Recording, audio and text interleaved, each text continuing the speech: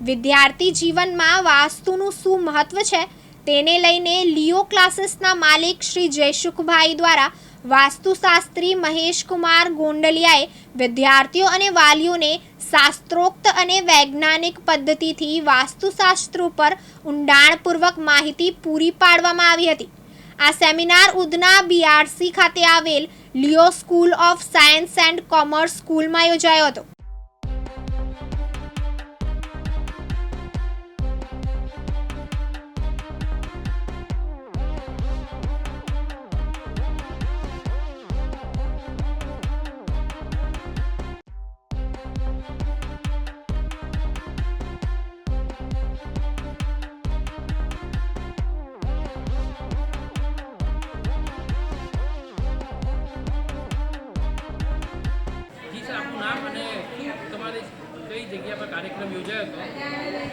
મારું નામ જયસુખભાઈ કથિરિયા છે। Leo group of educational institute Sungrace Sunrays Sunlight અને લિયો ક્લાસીસના હું ઓનર છું। આજે અમારી BRCની સનરેઝ સ્કૂલ ખાતે વાસ્તુ એક સફળતા વાસ્તુથી સફળતા તરફનો સેમિનાર શ્રી મહેશભાઈ ગોંડલિયા દ્વારા યોજાયો હતો। શરીરમાં 5 તત્વો હવા, પાણી,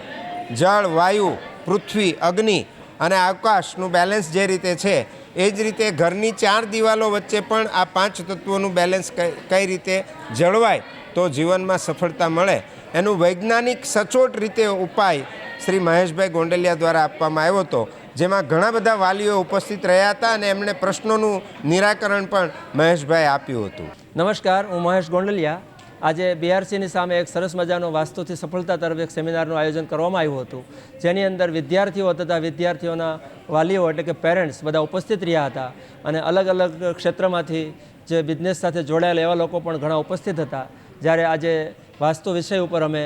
જે આપણા વૈદિક શાસ્ત્રો છે, દિશાનું જ્ઞાન અને એનો જે આપણા રૂટિન જીવનમાં જે આપણી ઉપર પ્રભાવ છે એના પર વિસ્તારથી વિસ્તરણ કરી અને જે આપણા પ્રકૃતિના સિદ્ધાંતો છે, જળ, તેજ, વાયુ, આકાશ અને પૃથ્વી, જે પંચ તત્વનું જે સંતુલન કરવું, પ્રકૃતિ અને ઘરની અંદર જે 4 દિવારની 4 દિશા અને 4 ખૂણા અને શરીરની અંદર જે પંચ તત્વ છે એનું જે બેલેન્સ કરી અને પરિવારની અંદર સુખ, શાંતિ, સમૃદ્ધિ, આરોગ્ય, બલબુદ્ધિ, વિદ્યા, શક્તિ, ઐશ્વર્ય, આરોગ્ય, પદ પ્રતિષ્ઠા, માન, સન્માન, રિદ્ધિ, સિદ્ધિ આ બધું કેવી રીતના પ્રાપ્ત કરવું એના ઉપર અમે ખૂબ જ વિસ્તારથી અને સારી રીતે લોકોને માર્ગદર્શન પૂરું પાડ્યું હતું। વિદ્યાર્થીઓને કેવા પ્રકારની ઉજવણી જોવા મળી હતી? વિદ્યાર્થીઓ આજે બર્ડન એ લેવલના બનતા જાય છે એટલે એને એક એવો અહેસાસ થાય છે કે મારી પર બહુ બોજ છે અને માનસિક રીતે એ થાકી જાય છે, હારી જાય છે। તો વાતાવરણનું જે વિજ્ઞાન છે પ્રોપર જો એને દિશામાં બેસાડી અને એને વિદ્યાભ્યાસ આપવામાં આવે, પ્રોપર દિશામાં સુવડાવવામાં આવે, પ્રોપર દિશામાં એમને સારી રીતે ભોજન વ્યવસ્થા ગોઠવી આપવામાં આવે તો ઓટોમેટિકલી એની અંદર એક positive awareness, positive energy create થાય અને એક અવેરનેસના હિસાબે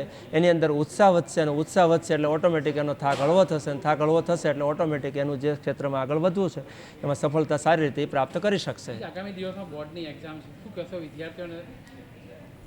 આગામી દિવસોમાં બોર્ડની પરીક્ષા છે એટલે ઓલમોસ્ટ બધા વિદ્યાર્થીઓને માર્ગદર્શન તો પોતાની રીતે સ્કૂલની અંદર આપતા જ હોય છે, પણ અમારું એક વાસ્તુ વિજ્ઞાન તરફથી એક એવું સજેશન છે કે મન શાંત રાખી અને જે હમણાં દિશાનું જે સૂચન કર્યું એનો ફોલોઅપ કરવો જોઈએ અને પૌષ્ટિક આહાર લેવા જોઈએ, નિયમિત નિંદ્રા લેવી જોઈએ અને વાયવ્ય ખૂણાની અંદર દક્ષિણ દિશામાં માથું રાખીને સૂવું જોઈએ અને પૂર્વ અને ઉત્તર દિશામાં બેસી અને વિદ્યાભ્યાસ કરવો જોઈએ અને કપડાં જે ભડકેલા કલર હોય